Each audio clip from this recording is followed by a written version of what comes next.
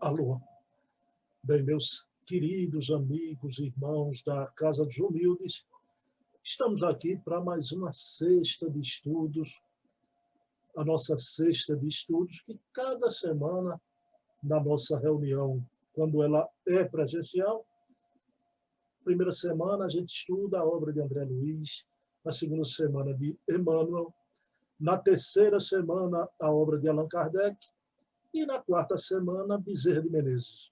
Quando o mês tem 5 semanas, a gente estuda a obra de Herculano Pires. Mas, meus queridos irmãos, até outubro, o fim de outubro, a gente ainda vai tratar de outros temas doutrinários, conteúdos que a gente fez no passado e aproveitando o canal novo da Casa dos Humildes, a gente está trazendo esses novos conteúdos para que fiquem eternizados e em novembro em diante vamos voltar à nossa pauta das obras, estudando obras de André Luiz, de Emmanuel. Agora, na noite de hoje, e isso fazíamos sempre em nossas reuniões presenciais, porque, vejam bem, a gente estudava muita coisa nas nossas reuniões. Né? Então, diante do acúmulo, vez ou outra a gente dava uma parada para conversar sobre vários pontos que a gente vinha estudando. Né? E a proposta da noite de hoje aqui, porque a gente tem no domingo a reunião pública do Evangelho, na terça o Livro dos Espíritos, na sexta a gente está mantendo os moldes de como era a nossa reunião presencial, sendo que lá era 1h30 e com o microfone na plateia. Né? Aqui não tem o microfone, tem um chat, e a gente vai, não é 1h30, é 1 hora, né? Mas dá perfeitamente para a gente tratar dos assuntos. Do que se trata, não é? É porque pessoal que não estava feito as nossas reuniões de estudo, então, muito conteúdo novo para muita gente que entra pelo Zap. Bruno, eu não sabia disso, essas pesquisas eu não sabia nada, né? E, a par de tudo isso, tem também as entrevistas com grandes nomes do espiritismo, né? Tanto aqui da terrinha de Pernambuco, a gente já entrevistou, né? Amaro Carvalho, Fernando Veloso, o querido Silvio Mariano, o Carlos Cardoso dos Anjos, aqui de Pernambuco, e também o querido Charles Kemp, presidente da Federação Espírita Francesa, o pesquisador Paulo Henrique de Figueiredo, o escritor Wilson Garcia e também a querida Heloísa Pires, filha do grande Herculano. E amanhã já vamos ter outra entrevista com o querido Jaime Ribeiro, o grande estudioso do impacto digital nas relações humanas. Já? E por aí vai. Então, o que a gente já marcou por aí de grandes entrevistas, mas o que acontece? As pessoas não estão muito acostumadas, isso é sempre no espiritismo, né? Uma dialética. E, às vezes, o que houve na entrevista vem outro estudioso e parece apontar para uma visão diferente, ou realmente é uma visão diferente. Né? Isso se chama dialética. Não é? Então, quando os contrários se tocam, contrários no sentido de visão diferente. Não é? Então, eu queria, vejam bem, o meu papel como moderador, entrevistador, e aqui no estudo, trazendo esses conteúdos que muitos têm me dito que não conheciam, a gente aqui vai fazer uma fala hoje, por isso que o título dessa nossa reunião é Apontamentos Doutrinários, já, e para a gente colocar a coisa mais, pacificar, não é? Os conteúdos, e para que isso crie um hábito, um costume. Não é? Então, vejam bem, a evolução ela não acontece em linha reta, isso é uma visão muito beata. Né? A evolução acontece em sinuosos, né? Tanto a evolução do indivíduo, mas ela é sempre constante no sentido da evolução. Agora, nem sinuosos mas nos grandes movimentos de ideia também. O ideal, quando desce à Terra, ele sofre essa amálgama com o material humano, né? Então, dos seres humanos. Então, é isso, meus queridos irmãos. Alguns pontos eu trouxe aqui na noite de hoje. Vamos aqui conversar com vocês. Tá? Então, vamos iniciar nossa reunião elevando o pensamento a Deus e pedindo a Jesus, nosso mestre, amigo, que a nossa reunião decorra num clima de paz, de equilíbrio, de entendimento, e que possamos trazer o pensamento kardeciano sem amarras, o pensamento de Kardec livre, como ele ofertou à comunidade espírita do seu tempo e de todos os tempos, trazendo a mensagem dos imortais, os verdadeiros autores da doutrina espírita, pedindo permissão a Deus, a Jesus. Iniciamos a reunião de estudo da noite de hoje. Ok? Meus queridos amigos e irmãos. Primeiro ponto aqui que eu separei para vocês. Né? E muita gente, sempre casa espírita, vocês sabem como é. Né? Chega aquela leva que vai entrando na casa espírita, não conheciam a questão do rustanguismo. Pois é, o rustanguismo dividiu muito o movimento espírita no nosso país. Tá? Então, houve muito nessa questão do rustanguismo, a má intenção, do monopólio, do domínio, de se criar essa casta de heteronomia, não é? Então, com aquela visão muito católica ainda, é verdade. Agora, meus queridos irmãos, houve também aqueles que adotaram o rustanguismo por boa intenção. Porque quando se vive no bojo do momento histórico, na contemporaneidade dessas grandes movimentações de ideias, né, acontece isso. Então, muita gente se espanta, e não se espantem, né? Grandes rustanguistas no Brasil. O rustanguismo é uma teoria ultrapassada que diz que Jesus foi um espírito que jamais passou por um processo evolutivo como o nosso. Né? A evolução dele foi em linha reta. Né? Meus queridos irmãos, isso seria um privilégio de Deus inaceitável. Jesus construiu a sua evolução, sim, em mundos extintos. Agora, aqui, ele é o governador espiritual da Terra. Para nós, o exemplo de perfeição. Então, essa construção de Jesus se perde na noite dos tempos. Agora, ele partiu como todos, simples e ignorantes, e na escalonada evolutiva. Não é?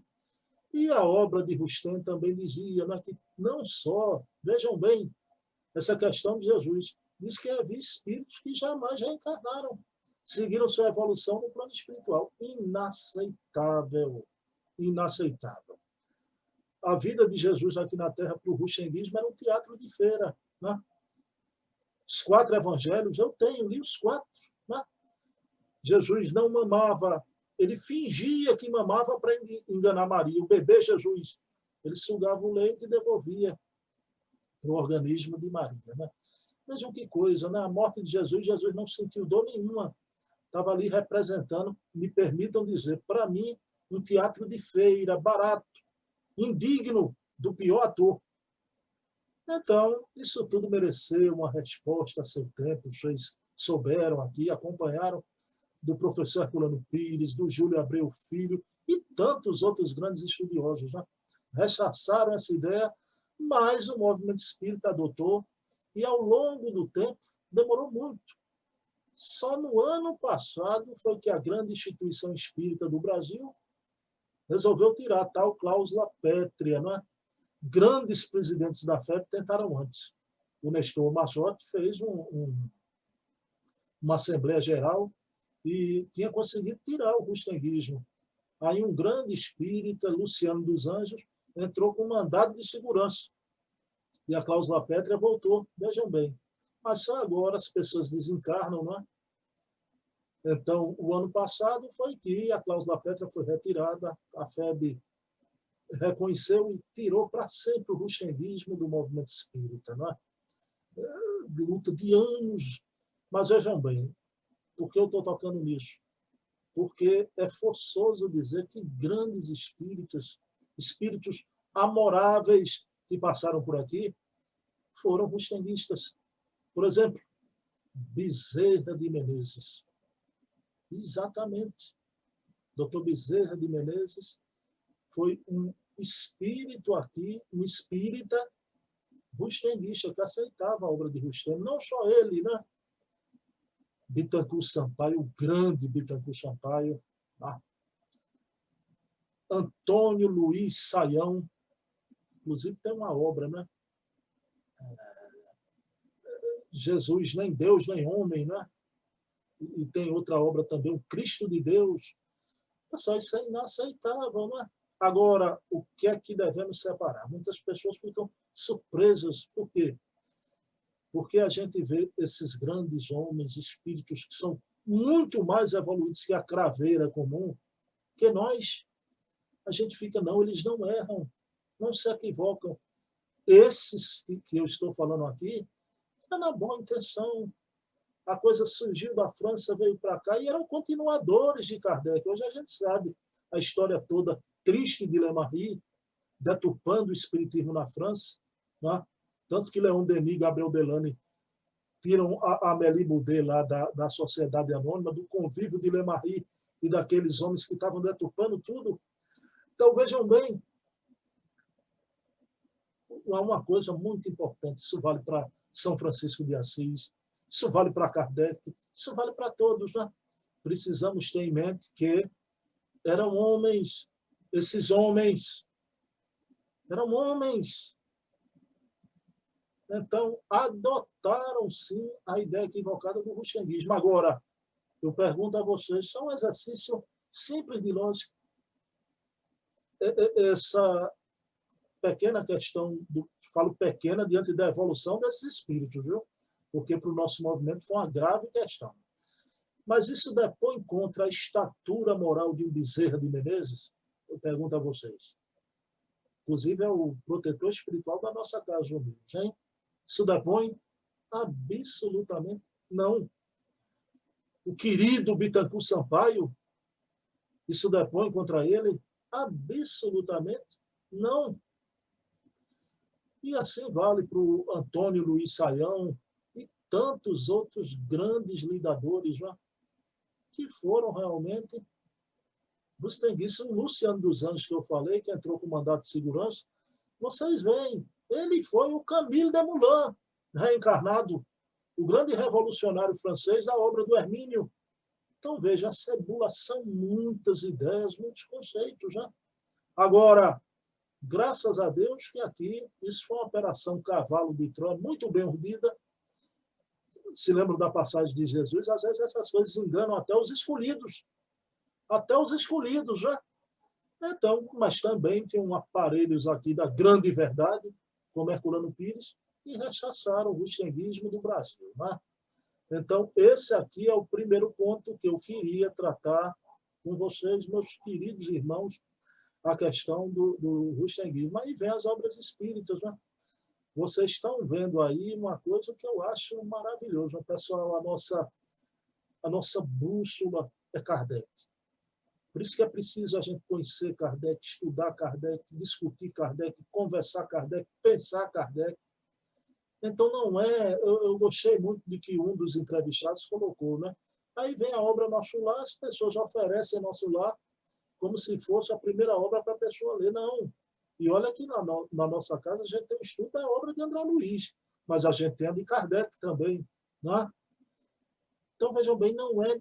A coleção André Luiz ela é magnífica. E a gente tem até o vídeo no nosso blog do professor Herculano falando sobre André Luiz, sobre Emmanuel. Mas vejam bem, agora, Kardec, quando a gente estuda Kardec, aí a gente vai compreender a obra de André Luiz. Vocês viram o querido pesquisador Paulo Henrique de Figueiredo, trouxe Emmanuel.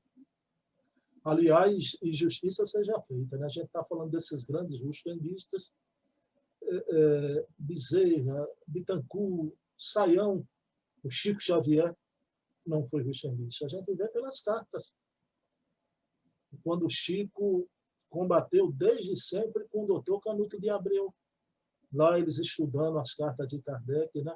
E muita gente dizia que o Chico era um rustenguista. Hoje as cartas mostram que não, né? Então, as obras espíritas, agora, por isso a gente só deve ler. Muito cuidado com aquele fundamentalismo talibã espírita. A gente só deve ler Kardec? Não. A gente deve ler primeiro Kardec. Agora, depois, concomitantemente, estudar sempre Kardec em toda a nossa trajetória. A gente pode ler outras obras. Agora, que obras, né? Pessoal, tanta coisa com encarnação não basta, né? Aqui eu vou fazer um pupurri, a gente lê os clássicos do Espiritismo, né? Leon Denis, Gabriel Delane, Camille Flammarion, Ernesto Bolzano. Vejam bem, obras notáveis. E de outros pesquisadores, esses porque tem uma quantidade de títulos, um número de obras escritas maiores, né? Tem outros grandes estudiosos que têm uma ou duas obras, mas também do mesmo nível desses, Alfredo Russel Wallace, né? William Crookes. Mas vejam bem, e a partir daí, aí a gente vem aqui para o Brasil, quando o Espiritismo chega aqui, estudando Kardec, você pode obras notáveis do espírito Victor Hugo, pela querida Zilda Gama.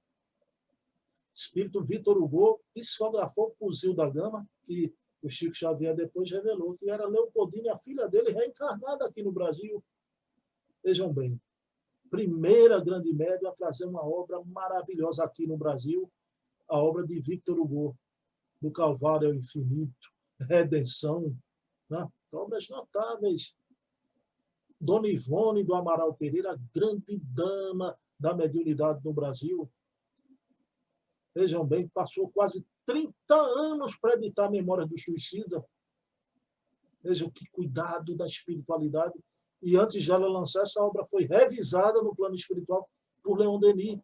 É uma obra que todos nós devemos nos debruçar, estudar, atualíssima. Todos esses grandes nomes, né? As obras do querido Chico Xavier, né? As obras de Emmanuel, de André Luiz. Agora, tem também os grandes estudiosos aqui que reencarnaram, que não foi psicografia, era do seu esforço intelectual, como o grande Hermínio Corrêa de Miranda, 100 anos agora, o centenário dele agora em 2020. Né? O Hermínio Corrêa de Miranda, o professor José Herculano Pires, o querido Diolindo Amorim, Carlos Embaçaí, até chegar nesses mais novos, né? A mediunidade, muita gente, né, por ser depois desses grandes baluartes, ele sofreu uma dificuldade na sua tarefa mediúnica, né? Logo quando ele surgiu no Brasil, é porque hoje a gente já está com ele na sua trajetória feita. O querido Divaldo Franco, Divaldo com as obras de Joana de Ângeles, psicografou Victor Hugo depois que Dona Zilda desencarnou. A coleção Manuel Flamengo Miranda, que é uma profunda, uma obra séria do Divaldo, né? E hoje essas obras que estão surgindo aí, fantásticas, né? Obras de pesquisa, os grandes pesquisadores que estão aí. Então, isso aí não é nem o fundamentalismo, só ler Kardec, só estudar Kardec, só Kardec, pelo amor de Deus, né? Agora, a bússola é Kardec. Tudo que a gente lê, trazer para análise dos princípios kardecianos, são os princípios espíritas, das obras de Kardec. Aí sim, né? De pleno acordo. Então, muito cuidado com as obras espíritas. Hoje as pessoas leem cada obra, na nossa Casa dos Humildes mesmo. Às vezes com Valéria a gente toma um susto, porque às vezes são pessoas que estão dentro do estudo com a gente, acompanhando, já perceberam, né, aquela medula óssea da Casa dos Humildes, do cuidado doutrinário, mas mesmo assim, acreditem, aparece com cada coisa. Olha, isso aqui é tão bom. Quando a gente olha, pelo amor de Deus, tem até história já sobre isso, tem até dossiês sobre essa obra, né? Dentro de uma análise doutrinária fria, ou calorosa também, como queiram, né? Inaceitável, né? Não são obras espíritas. E tem outras mais, já. Pessoal, aí chegamos, vamos continuando a nossa trajetória, a gente vai tratar aqui das pesquisas, né? Então, quanta pesquisa nova. Então, isso é um momento novo para a gente, né? Quando a gente sabe que o nome de Kardec não era como dizia, né? Então, a filhinha de Kardec, Luiz, que pouca gente conhecia, aquela história que a gente contava que Kardec viveu em Lyon, a cidade de Kardec. Kardec só nasceu em Lyon, ele viveu em Bourg-en-Bresse, né? Então, quanta coisa nova. A questão do Lemarie, que a gente tinha como um grande amigo de Kardec, e foi. Mas depois Lemarie passou a ser o grande traidor da causa espírita, né? Chegou a ser preso. Então, distratou Dona Amélie Boudet na Sociedade Anônima de Espiritismo. Então, todas essas pesquisas, coisinhas que a gente foi ver o filme de Kardec, e vejam bem, essas pesquisas são tão maravilhosas, são documentos, são fatos contra fatos, não há argumentos. Então, são documentos. Por exemplo, a gente foi ver o filme e se emocionou. As médiozinhas, crianças, né? Júlia e Caroline Boudin, nunca foram crianças. A gente até dizia, né, que na casa espírita não se aceita. Hoje a gente já pode falar isso. Não, Kardec tinha médios crianças porque pela missão dele era diferente, ele podia. Kardec não agiu assim. As irmãs Boudin eram mulheres adultas já, quando psicografaram. Vejam bem, isso derruba todo aquele idílio, aquela poesia que a gente cria, porque é maravilhoso e lindo. O filme a gente se emociona vendo aquelas criancinhas, mas a gente precisa da verdade. Tá? Então, a verdade, quando ela aparece, ela é como um sol, dissipa todas as sombras e em verdade já. Então, vejam bem. Então, nessas pesquisas a gente vê nome de médios de Kardec que não era aquele nome, os nomes certos estão aparecendo, né? Estado civil. Então, vejam bem. Outro dia eu estava conversando com o Jorge sobre essas pesquisas, né? A gente sabe que Kardec era muito rigoroso nos seus estudos, no seu acompanhamento. O que é que acontece, né? A grande maioria dessas médias, elas não demoravam 2 anos no trabalho na Sociedade Parisiense de Espírita, né? Porque não aguentavam aquela disciplina, aquele rigor. Aí é outra questão que a gente vai tocar daqui a pouco, né? Sobre a questão da disciplina, de normas. Então, o que acontece, né? Então, vejam bem, isso é humano, elas davam a colaboração, chegavam outros médios, né? Então, de forma maravilhosa. Pessoal, essas pesquisas estão fazendo um grande milagre. Qual é o milagre? Hoje em dia está todo mundo estudando Kardec. Questão da Gênesis, todo mundo está lendo lá a 4ª, 5ª edição, comparando. Só isso não tem preço. Não tem preço. Esse admirável mundo novo, né? Que vem como uma grande erupção. Por isso que é um momento, para mim, eu disse lá com o Gil Garcia, eu disse até que na minha trajetóriazinha curta, o meu melhor momento no Espiritismo é isso que eu estou vivendo, né? Os mais velhos não, que eles viveram com Herculano, Diolindo, mas para mim, desde a minha trajetóriazinha, então, todas essas polêmicas com as pesquisas estão caindo, né? Pessoal, a gente discutia quem é que acha que o Espírito de verdade é Jesus e quem é que acha que o Espírito de verdade não é Jesus. Acabou. Paulo Henrique, outro dia, colocou, né, no Valéria Pessoa e a Testemunha. Né? Colocou no programa que Kardec textualmente afirma nas cartas que o Espírito de verdade é Jesus. Então, se Kardec falou, está falado. Não é não? Não é não? Não há mais o que discutir. Vejam bem, aí as pessoas trazem personalidades, eu acho que foi isso. E acha por quê? Eu fico, como é que ele chega a essa conclusão? Não é? Embora que antes de documentos aí, muitos estudiosos conscienciosos, o Cosme Márcio tem uma palestra magnífica, né? Que o Espírito de Verdade era Jesus, realmente. Mas agora não há mais dúvida. Kardec afirma que o Espírito de Verdade é Jesus. Por isso que o Paulo Henrique diz, todas as polêmicas cairão por terra. Tá? Todas. Pessoal, aí vamos à questão das normas, né? Vejam bem, a gente está vivendo esse momento da questão que o Espiritismo traz a autonomia, né? A liberdade do indivíduo. Só que as pessoas pensam muito equivocadamente, né? Que a autonomia é, por exemplo, as casas espíritas não tem mais regra nenhuma, não tem normativa nenhuma, né?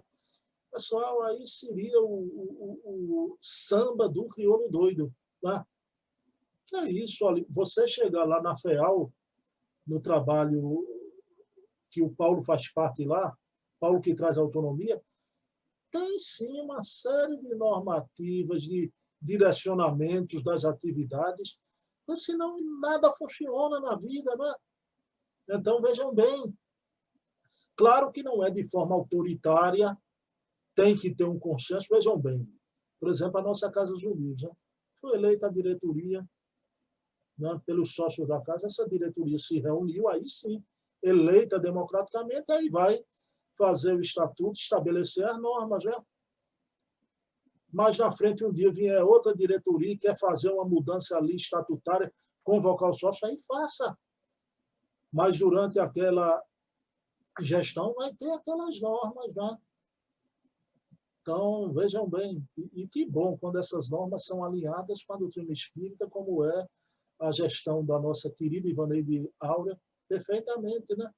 Então, tem as normas, que isso não vai de encontro à autonomia, à liberdade. O indivíduo livre e autônomo, ele não é um desordeiro, um anarquista que quer destruir tudo. Não. Ele, pela sua autonomia, ele se coloca colaborativamente, né? Então, na harmonia dos trabalhos. Tá?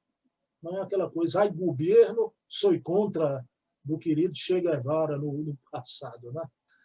Pessoal, então, outra coisa, ficar claro aqui, né? Que a gente está vendo esses conceitos vindo à tona na nossa reunião de hoje, apontamentos doutrinários, a gente está dando uma paradinha para absorver, conversar sobre esses conceitos. A questão da nomenclatura das coisas, né? Do revisionismo. Pessoal, eu achei admirável Dona Heloísa Pires. Uma questão que se discute muito, né? O nome doutrinador. Vejam bem. Eu, Bruno, prefiro e vou preferir sempre doutrinador. Outros preferem dialogador. E outras pessoas queridas preferem até termos mais ligados ao evangelho. Né? Pessoal, isso não é de máxima importância. Dona Heloísa, inclusive Dona Heloísa pensa feito ela, quer doutrinação, né? Ela acha melhor, mas ela diz, olha, no centro que eu vou, ela diz até com aquele jeito brincalhão dela, né? O pessoal tirou doutrinação, botou orientação espiritual. Olha, eu não vou discutir. Ela prefere doutrinação. Não vou discutir por tolice, já ela diz assim. Porque agora, quando é uma coisa grave, aí a gente tem que ir, tá entendendo? Então, essa questão do nome doutrinação, embora eu preferirei sempre, não é uma questão maior. Né? Então, dialogador, doutrinador, né? Vejam bem. Mas vamos, e outras coisitas mais. Agora, práticas estranhas, como apometria, cromoterapia, pelo amor de Deus, são práticas místicas, então ritualísticas, absolutamente. O que é que isso consola muito a alma da gente, né? Hoje eu estou atingindo a maturidade, esse ano eu estou completando 54 anos, dia 9 de novembro. Né? Eu estou na idade de Kardec. A idade de Kardec começou a existir. Gente na armadura, agora me conforta muito saber que decisões de todo o grupo da Casa dos Humildes, lá atrás, hoje, foram corroboradas pelas pesquisas, por tudo, né? Na nossa luta para tirar a cromoterapia. Hoje a gente vê a apometria aí em vários arraiais. Né? Nossa Casa dos Humildes permaneceu incólume disso tudo, graças a Deus. Né?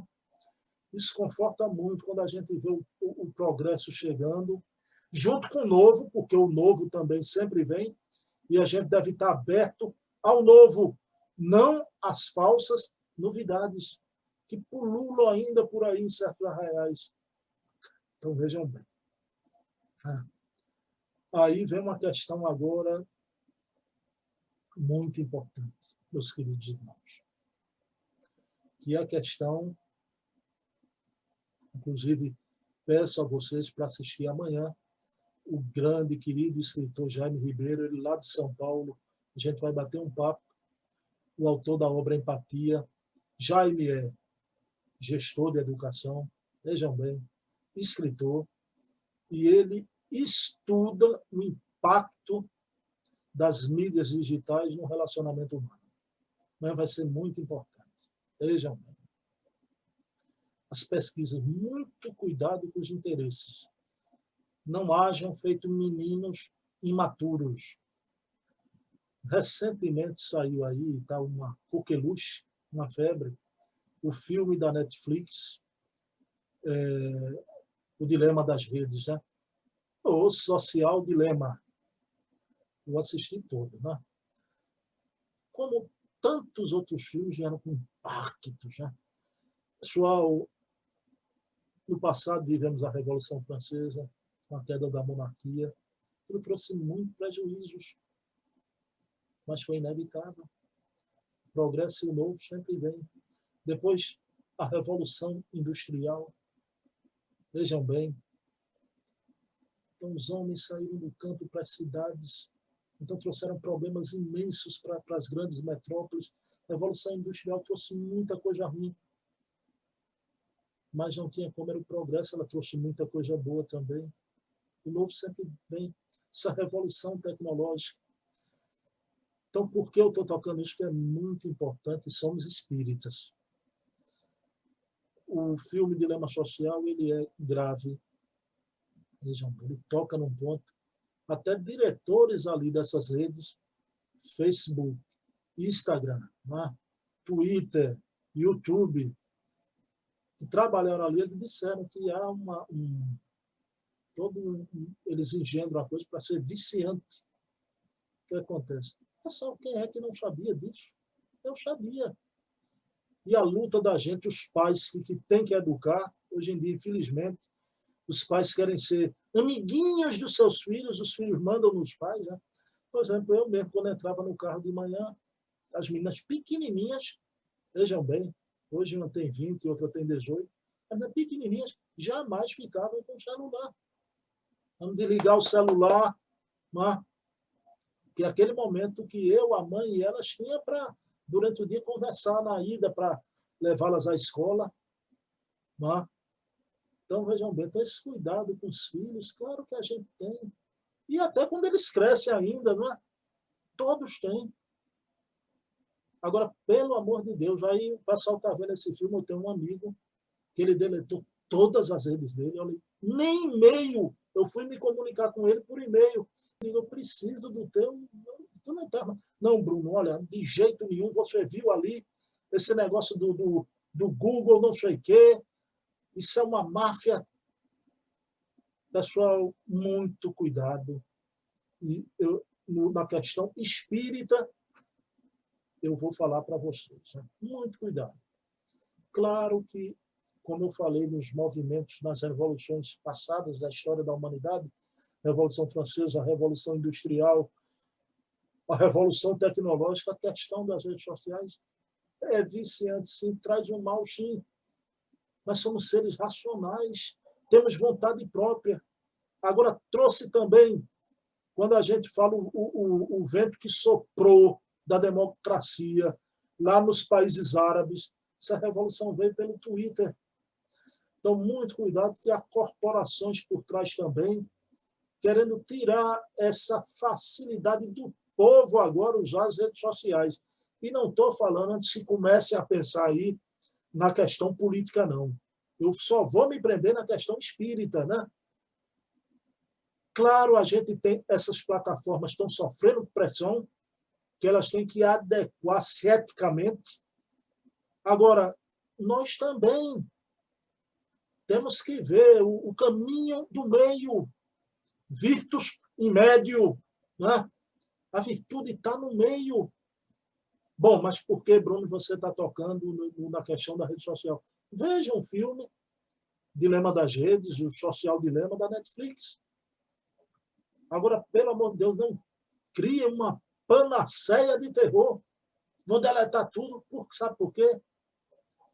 Impossível o espiritismo sair dessas amarras da cláusula pétrea lá, o ano passado, da FEB, se não fosse a pressão das pesquisas que estão surgindo, né? Sabe o que é que esses pesquisadores estão fazendo? Antigamente, pessoal, a gente levaria 10 anos para lançar um livro lá não sei onde, esse livro começar a ganhar notoriedade, a gente aqui saber, por terceiros, pedir, publicar aqui. Hoje, esses homens com desprendimento. Outro dia eu vi um pesquisador, vou dizer o nome, o Carlos Sete, mas o camarada passa 10 horas de esforço por dia. 10 horas de esforço por dia. E ele publica na rede.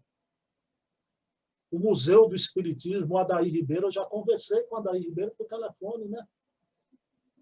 Conversei com o Adair Ribeiro do Allan Kardec.online, né? Todos eles dizem, Bruno, a gente pega, publica no Facebook. Essas pesquisas todas a gente não esconde, né? Então, vejam bem, trabalho do Paulo Henrique Figueiredo, magnífico. Paulo fala lá com Cláudio Palermo, no Livre Pensamento, a gente está ouvindo Valéria hoje aqui, que Valéria é fanzoca de Paulo Henrique Figueiredo. Valéria vê simplesmente todas as lives, vê todas as lives do Paulo Henrique. Agora, como a gente vê isso em tempo real, graças às redes, a grande revolução espírita sofreria um obstáculo, um atraso muito grande, se não for as redes sociais. Hoje, tudo. Outro dia de noite, eu estava com o Luiz Jorge, a gente procurando as coisas, a gente foi lá para o Jader Sampaio, no blog dele, Espiritismo Comentado. Quanta coisa. Eu e Jorge telefone. Jorge, vem sair. Eita, Jorge, olha, vejam bem. E que a gente viu Jader através de uma publicação no Facebook. Vejam bem. Pessoal, essas entrevistas todas, ao longo dos anos, por causa do blog, eu mantive contato com esse pessoal, né? O pessoal entrava, Bruno, o blog está muito bom, eu pedi um depoimento para o blog, né? Porque isso é importante, a opinião deles ia gerar, né? Ia dar um crédito. O que acontece ao longo do tempo? Então, o pessoal, todos eles, Charles Kemp, de vez em quando eu via Charles Kemp curtindo alguma coisa do blog, aí eu tive a coragem, fui no Facebook e perguntei, Charles Kemp, é possível a gente fazer uma entrevista? Ele, claro, Bruno. Vejam bem. O Paulo Henrique, eu contei com ele na entrevista, eu entrei em contato no passado com a mãe dele. Minhas filhas faziam balé, ela comentava, ela me indicou o Paulo, o livro dele mesma. Fiz contato. Agora entrei em contato, Paulo, vamos fazer a entrevista.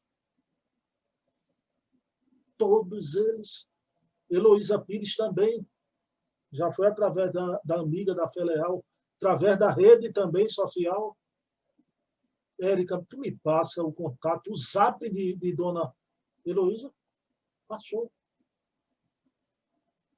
Semana passada eu fui falar, vejam bem o que a gente vai ter em janeiro. Isso eu vou revelar. Os mais próximos eu não vou revelar. Tá? Um grande homem da ciência espírita no Brasil, o doutor Nubo Orlando Facuri, pediu entrevista. Aí vejam que homem notável. Ele disse, Bruno, eu estou gostando muito, eu tenho visto suas entrevistas, mas no momento eu não tenho os meios. Aí ele disse que estava sem câmera ainda, que ninguém... Eu não fiz entrevista nenhuma, Bruno. Vocês acreditam? Tanta, sou eu que estou falando, eu assumo a responsabilidade. Tanta nulidade gravando live diariamente por aí, saltando na rede aí no Brasil inteiro. Ninguém convida um homem como o doutor Nubio Orlando Facuri para dar uma entrevista. Aí vejo que ele diz, vamos fazer o seguinte, Bruno, em janeiro, volte a carga. Eu vou dar um jeito, daqui para janeiro eu acho que eu já tenho condições. E eu agradeci muito, em janeiro vou falar com ele.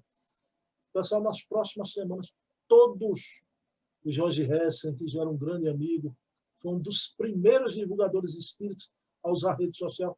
Pela rede social entrei em contato. Vou entrevistar muito em breve outra filha de um grande espírita. Vocês vão... Né? Vou entrevistar outro grande nome do espiritismo. Tudo esses contatos eu vou atrás pela rede social. Então, vejam bem, eu falei a nível global, que é o mais importante. A revolução espírita está vindo pelas redes sociais, desses grandes trabalhos de pesquisa, todos eles, e com um ou outro tendo uma visão diferente, não importa. Simone Privato, que usa muito o YouTube, né? Simone Privato, Paulo Henrique, Charles Kemp, o Adair, o Carlos Chet, todos eles colocando o seu trabalho, disponibilizando. Rapaz, os caras estudam horas. O caso de Adair, eu vou dizer aqui, dinheiro do bolso, foi lá, comprou os documentos de Lemaria, a livraria lá, né? Então disponibiliza para a gente. Vejam bem, em rede social. Aí você vê espírita, não, eu vou sair de tudo que é rede, porque eu vi um filmezinho que, em parte, tem razão, a gente não tira a razão. Agora, que saibam que ali também tem interesses maiores, a gente sabe como é. Essas grandes corporações, a guerra intestina lá, as competições. Vejam bem. Então, querem tirar essa ferramenta que o povo hoje tem acesso de dar sua opinião. E a grande questão dos fake news. Eu vou dizer uma coisa a vocês. Os fake news, quando chegam para mim, eu sei que é fake news. Né? Então, eu não sou nenhum otetonte africano. Agora, claro, digamos, tem tiozão aí de zap que pega as coisas e aceita. Também tem. Mas a bitola é outra. O cuidado que a gente tem que ter é outro. Não censura. Como, infelizmente, né, o nosso Supremo fez até com revistas aqui no Brasil, a Cruzoé. O caminho não é esse, jamais. Né? Censura, jamais. Agora, o bom senso, sim. O caminho do meio, sim. Com os nossos filhos, vamos chegar juntos. Tem que ficar feito um autômato, um zumbi o dia todo lá, vai comer com o celular, mas não pode, né? Agora, que é isso? Você não reconheceu o trabalho das redes sociais. Né? Então, nessa livre manifestação das pessoas, e eu estou falando aqui de espiritismo, ai do espiritismo, esse momento novo que a gente está vendo a história do espiritismo sendo reescrita, se não fosse rede social. Pelo amor de Deus. Pelo amor de Deus. Né? Pessoal, aí vocês me perguntam, Bruno, tem algo que você não vai querer tocar? Tem. Só não vou querer... Vejam bem, todo mundo não tem seus limites, eu tenho os meus. Bruno, diga um assunto aí dessas polêmicas que você não vai querer tratar. Que muita gente tem tratado, eu não trato. Ninguém... Eu podia não tocar nisso aqui, mas eu quero um momento de amenidade para aguçar a curiosidade. Né? Bruno, Chico Xavier, afinal, é a reencarnação de Kardec? Sim ou não?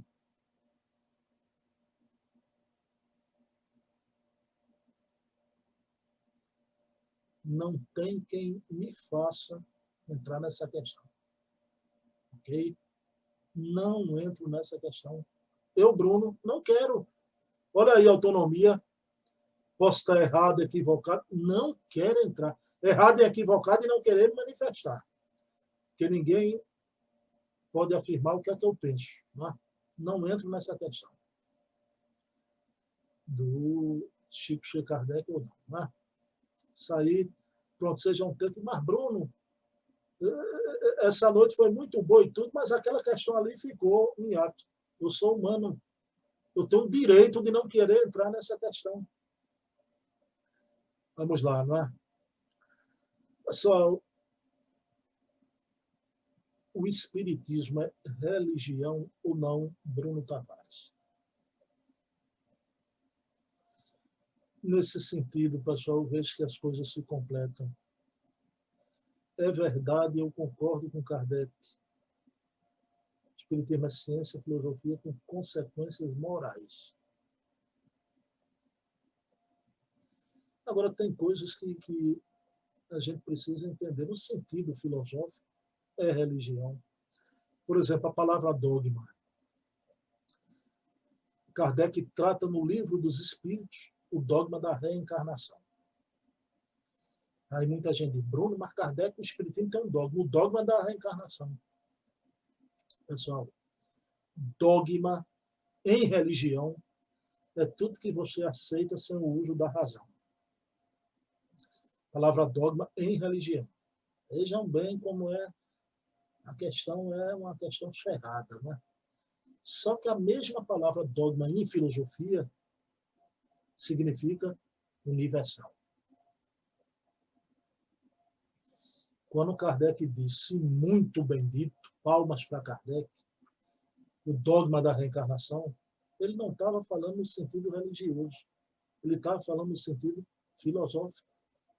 A reencarnação é um dogma universal. É a lei universal da reencarnação. Não no sentido religioso. Então, espiritismo, Bruno, não foge, Bruno, é religião ou não. Espiritismo é ciência, filosofia de consequências morais. É religião no sentido filosófico. Digamos, espiritismo não tem hierarquias absolutas, né? A gente tem aquela hierarquia do contexto, né? Das instituições, como eu falei, da vida democrática dos povos, das instituições. Isso no espiritismo está aqui tão mínimo, mas a hierarquia absoluta, tá? Por direito espiritual, ascendência, não. Espiritismo não tem liturgia, simbolismo. Então, vejam bem. Espiritismo não tem paramentos. Não tem. Nesse sentido, jamais é religião. Agora, no sentido filosófico, do religar e religar a criatura ao Criador, foi nesse sentido que o Emmanuel falou. Agora, que é verdade que existe uma visão canhestra, religiosista aqui no Brasil, houve e há. Tem espíritos que falam feito beatos, né? Com lamúria. Estão sempre genuflexos, porque querem que os outros fiquem genuflexos, mas não a Deus, a si próprio. Tá? Então, isso não. Kardec não era um religioso desse jaez. Kardec era no sentido filosófico. Né? Então, vejam bem, a gente hoje vê nas cartas como Kardec orava. Né? Kardec orava muito e orava bem. Só que as orações de Kardec são modelos de orações. Né? Então, concernente com esse verdadeiro religar, não com pieguismo, né? De forma alguma. Então, de jeito nenhum, o espiritismo é religião no sentido tradicional da palavra, mas é no sentido filosófico. Então, às vezes, as pessoas estão falando a mesma coisa e parecem ali tem um contraditório estabelecido. Né? Não. Aí mais alguém ainda pergunta, Bruno, se fosse para você escolher Kardec ou Jesus? Meus queridos irmãos, Isso é um sofisma, uma questão sofismática. Ela não é real. Aparentemente, para alguns, ela pode se apresentar. Para mim, ela é incabível. Incabível. Inadmissível, né? Kardec ou Jesus. Por isso que o nosso plano de fundo hoje está ali, os dois, né? Kardec e Jesus. Quem vê aquela mensagem de Humberto de Campos, Napoleão e Kardec, né? Quando Jesus chega com Jean Rouge e Napoleão cai de joelhos ante os dois. Ante os dois. Essa questão é inadmissível. Mas como eu já refuguei a questão do Chico Xavier Kardec, né? Não comento sobre isso, não vou refugar essa questão. É sofismática, ela não se apresenta, ela é incabível. Pessoal, mas no esforço da imaginação, numa especulação imaginativa, se essa questão fosse real e eu não tivesse escolha, se eu tivesse de escolher entre Kardec e Jesus, eu, Bruno, ficaria com Jesus. Se eu tivesse que escolher entre Kardec e Jesus, eu ficaria com Jesus. Mas, graças a Deus, eu não preciso escolher. Então, pessoal, vamos agradecer a Deus esse momento novo, esse momento maravilhoso, magnífico que estamos vivendo, né? Espiritismo sendo reescrito. Os homens que tínhamos como mitos, todos eles, Bassanufo, Bezerra, Chico, foram homens, claro, espíritos mais amadurecidos, mais velhos, com mais conquistas espirituais que nós, mas eram homens, aqueles homens, e precisamos vê-los assim, porque a obra fica muito mais valorizada, né? Para mim, eles se engrandecem muito mais. Eu vou discutir uma questão pontual de um contexto da época, ante tudo que esses homens realizaram, agora que houveram aqueles que, de forma mal intencionada, esses sim, valeram também o bom combate de outros grandiosos que não deixaram que eles sequestrassem a verdade, e haverá sempre. Hoje estamos aí, esse admirável mundo novo, né? Nada de oculto que não venha a ser descoberto. E vamos agradecer as redes sociais. Na pesquisa espírita, eu queria muito deixar isso aqui bem fundamentado e colocado para vocês. Amanhã, eu queria que vocês escutassem a entrevista com o Jaime Ribeiro, porque ele é um expert do assunto, né? Pessoal, então eu queria agradecer essa oportunidade maravilhosa de entrar no lar de vocês, né? É sempre uma emoção imensa, todas as vezes, né, de estar conversando com vocês. E vamos juntos. Ainda vamos tratar de outros temas até o fim de outubro. Em novembro, a gente volta para as obras. A gente estudar aqui, cada mês, a obra de um grande espírito Deus, porque como são as nossas reuniões presenciais. Mas nas nossas reuniões presenciais também, o pessoal do nosso grupo, que estão aqui, Nivane, Valéria, Ana, né? A turma toda, a Ricardo, todos eles, né? Então sabem que, de vez em quando, a gente dava uma paradinha para absorver, né? Conversar sobre tudo de novo que a gente está vendo. E esse foi o objetivo aqui hoje, porque muitos não acompanhavam as nossas sextas de estudo, né? E vendo as sextas e também essas entrevistas, alguns têm me dito, e algumas também, algumas amigas, pelo Zap, eu não sabia nada disso. Tá? Por isso que a gente achou de bom ao Vitor tratar de tudo isso aqui na noite de hoje, né? Pessoal, então vamos encerrar a reunião elevando o pensamento a Deus, agradecendo ao nosso Pai de bondade infinita por estarmos aqui na Terra nesse momento de grandes transformações evolutivas. Possamos hoje, nesse movimento espírita que estamos inseridos, honrar os compromissos espirituais que assumimos ao reencarnar e trabalhar por essa doutrina que é de Kardec, que é de Jesus. Viva Kardec, viva Jesus em nossos corações.